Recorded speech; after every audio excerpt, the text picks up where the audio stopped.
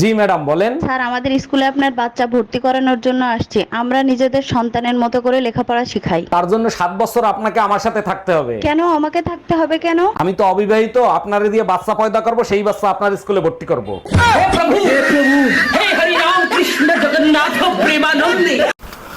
জান, এই স্কিন দেখতে দেখতে আমার চোখটা খারাপ হয়ে গেল।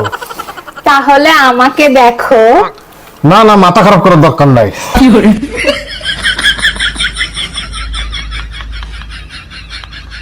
আম্মু হ্যাপি অ্যানিভার্সারি, বিবাহ বার্ষিকীর অনেক অনেক শুভেচ্ছা রইলো। থাপড়ায় কান গরম করে দিব, আসতে বড় হ্যাপি অ্যানিভার্সারি করতে। বাচ্চারে বকতেছো কেন? ও তো তোমারে উইশ করছে, এতে খারাপ কি? অ্যানিভার্সারি তো ঠিক আছে, এখানে হ্যাপি পাইলে কোথায়? তুমি আর তোমার বাচ্চা আমারে হ্যাপি থাকতে দিছো? ওই কালামানিক, এত সাইজে গুজে কই যাস? দেখ রুম্পা, না যাই না আজে বাজে কথা বলবি না। গরমকালে হইছি কালা সূর্যের তাপে তাপে। চাপা মারার জায়গা খুঁজে পাস না। তুই কালা, তোর জাত গোষ্ঠী কালা, দোষ দেয় সূর্যের। শোনো, লাইসেন্স তৈরি করেছো? আমি তো গাড়ি চালাতে পারি না। মুখ তো চালাতে পারো, ওটা তৈরি করে নাও।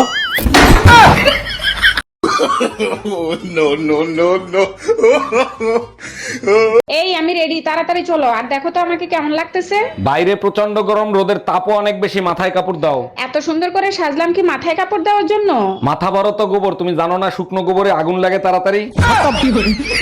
Bye bye, tata, good bye, Gaya. এই শোনো, হ্যাঁ বলো, শুনতেছি। আমি 4-5 দিনের জন্য বাবার বাড়ি যাচ্ছি, তুমি নিজের খেয়াল রেখো। এইসব কি বলো? তুমি জানো না তোমাকে স্যার আমি একটা দিন থাকতে পারি না? আচ্ছা ঠিক আছে, তাহলে আম্মাকে এখানে আসতে বলি। Bye bye, tata. এই তাড়াতাড়ি চলো। কি ব্যাপার, তুমি মাস্ক পরো নাই কেন? এত দামি লিপস্টিক পরছি কি মাস্ক লাগানোর জন্য? করোনা এসে যখন কিস ডে পালন করবে তখন বুঝবো মজা। কিস ডে পালন করতে আসলে মরণ ডে পালন করবে। তোমার চেহারা দেখলে মরতেও পারে। জি না, লিপস্টিকে স্যানিটাইজার লাগানো আছে।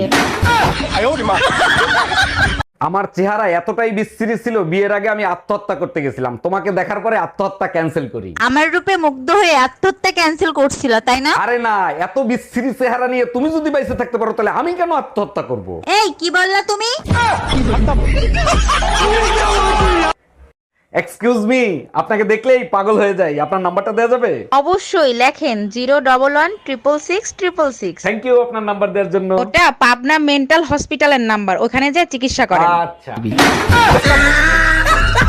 এই একটা জিনিস খেয়াল করছো, পাশের বাড়ির ভাই আর ভাবি এখন আর ঝগড়া করে না? ভাবির বেডরুমের জানলা ঠিক করার পরের থেকেই ঝগড়াঝাটি বন্ধ হয়ে গেছে। বুঝলাম না, জানলার সাথে ঝগড়ার কি সম্পর্ক? আরে বোকা, ভাবির জানলা বাইরের থেকে খোলা যেত। এই তুমি কি করে জানলে বাইরে থেকে খোলা যেত? Bye bye, tata.